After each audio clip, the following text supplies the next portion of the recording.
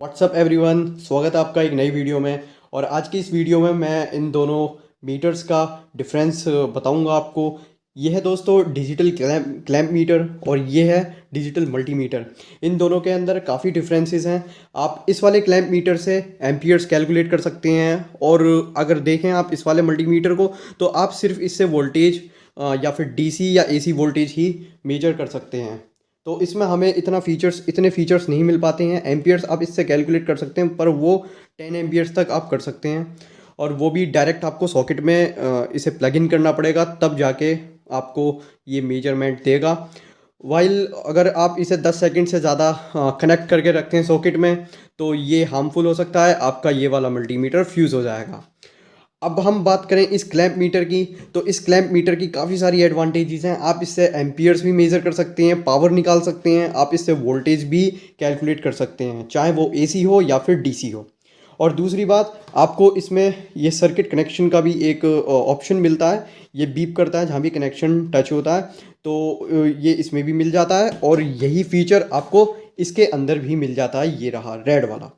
तो मैं आपको पूरी डिटेल वीडियो बना के दूंगा इसकी ये आज। और इसमें मैं सारी चीज़ें बताऊंगा कि आप इसमें पावर कैसे कैलकुलेट कर सकते हैं एम्पियर्स के थ्रू, और वोल्टेज भी मैं आपको निकाल के दिखाऊंगा कि ये डीसी वोल्टेज कैसे शो करता है बिना पॉइंट्स के।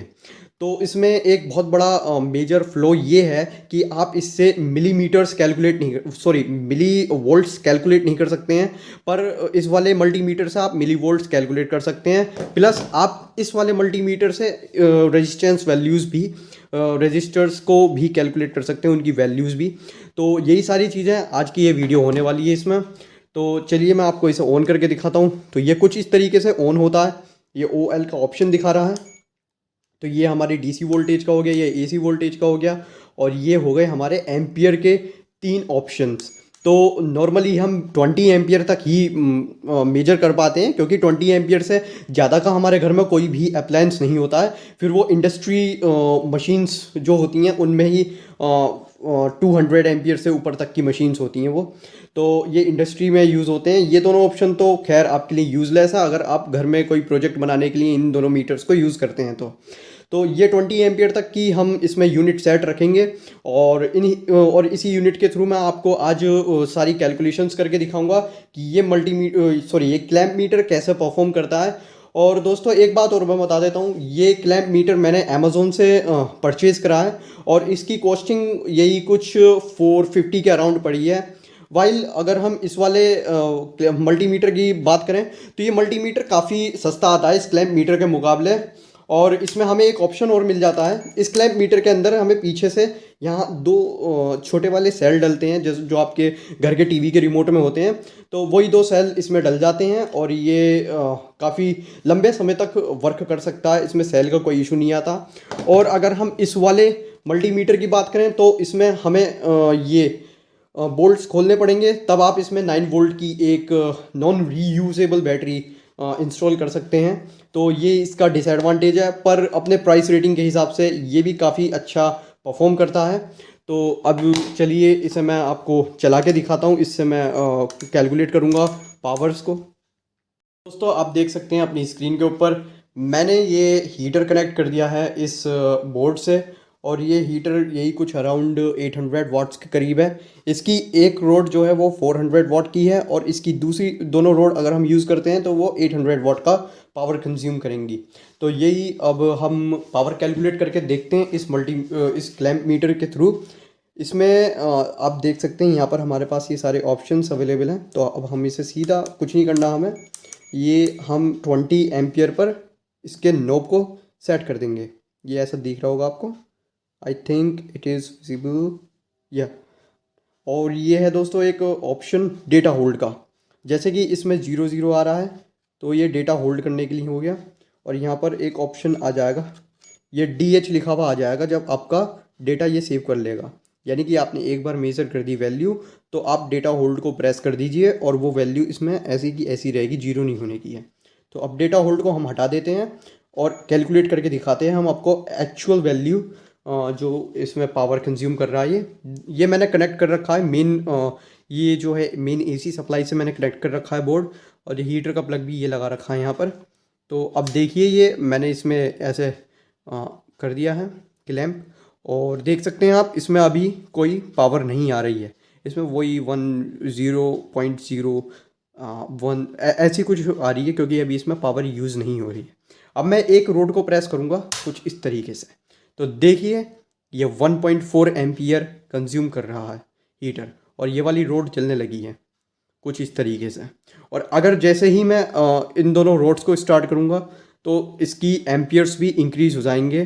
तो ये देखिए कुछ इस तरीके से दूसरी रोड भी हमने जला दी है, और अब वैल्यू 2 एम्पियर्स 2.76 एम्पियर्स तक पहुंच चुकी है।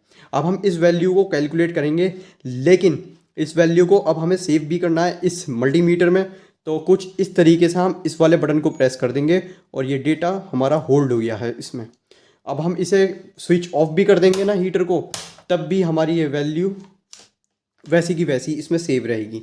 अब हमें कुछ नहीं करना है, इस वैल्यू को अब हम कैलकुलेट करेंगे एक अपने कैलसी से। और मैं आपको और भी अप्लायंसेस का एम्पियर्स निकाल के और वो कैलकुलेट करके दिखाऊंगा उनकी पावर।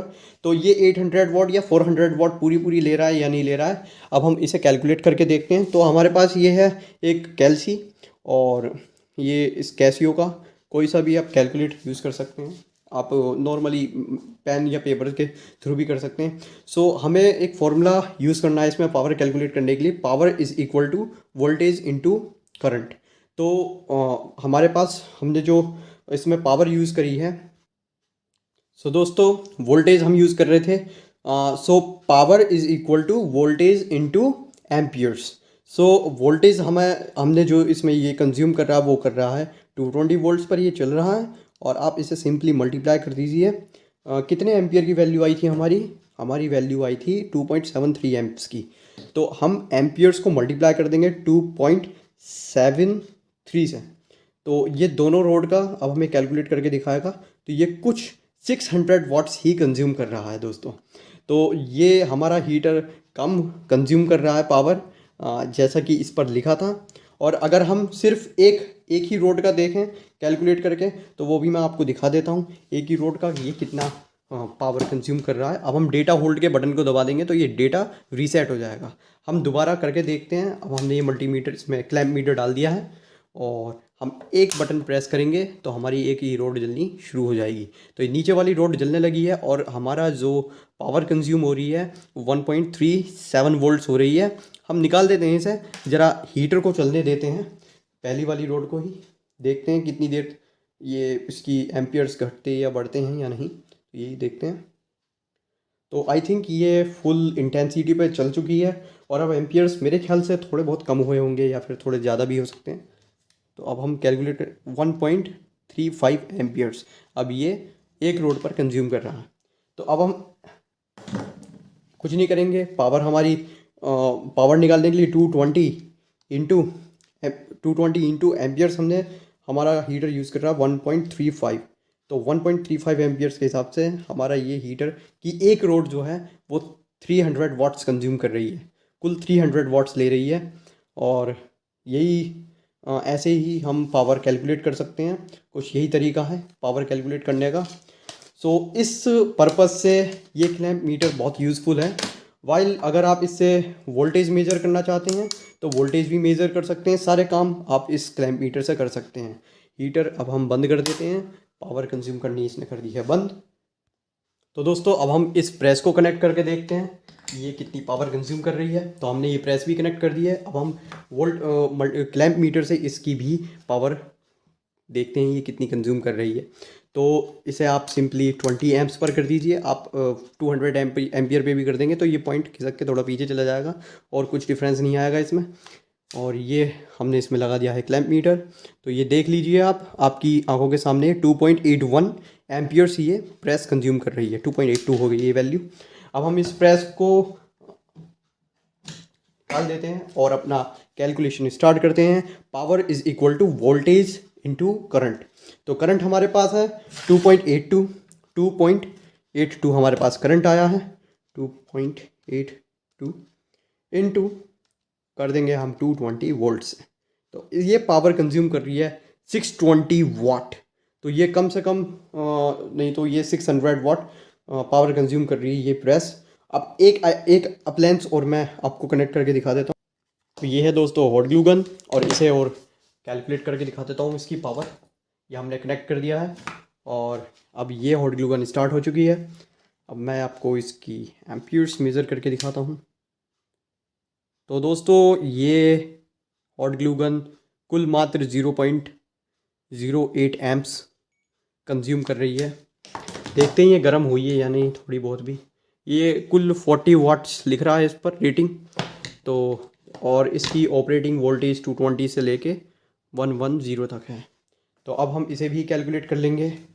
हमें एम्पियर्स जो मिल रहे हैं 0.08 एम्पियर्स ये कंज्यूम कर रही है और ऑपरेट हो रही है ये 220 वोल्ट्स पर। तो हम निकाल देते हैं, ये कुल मात्र 17 वाट्स कंज्यूम कर रही है इस समय। तो दोस्तों ये मैंने इनिशियली लगा के देखी थी एक बार, और हम इससे कैलकुलेट कर लेते हैं।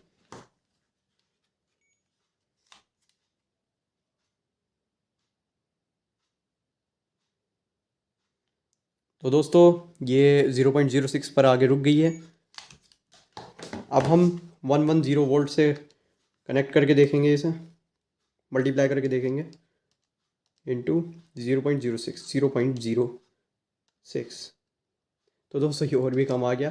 तो ये कुछ इस तरीके से जितनी रेटिंग इस पर लिख रही है उतनी ये कंज्यूम नहीं कर रही है, बल्कि 20 वाट के करीब ही ये कंज्यूम कर रही है। मैंने पहली बार इसकी वाट्स मेजर करी हैं, मुझे नहीं पता था इतनी कम वाट्स ये कंज्यूम करती है। तो ये दोस्तों होम अप्लायंस हैं, ये बहुत कॉमन सी चीज़ है ये हॉट ग्लू गन, तो ये सभी यूज़ करते हैं। तो दोस्तों आज की वीडियो में बस इतना ही, और मिलते हैं अगली वीडियो में। तो जिन लोगों ने भी चैनल सब्सक्राइब नहीं किया है सो प्लीज़ कर लीजिए, क्योंकि मैं ऐसी अमेजिंग वीडियोस लाता रहता हूँ और आपको इन्फॉर्मेशन प्रोवाइड कराता रहता हूँ। So thanks for watching and don't forget to subscribe the channel. So channel subscribe कर लीजिए और नोटिफिकेशन आइकन को भी ऑन कर दीजिए, क्योंकि ऐसी वीडियोज़ मैं लाता रहूँगा।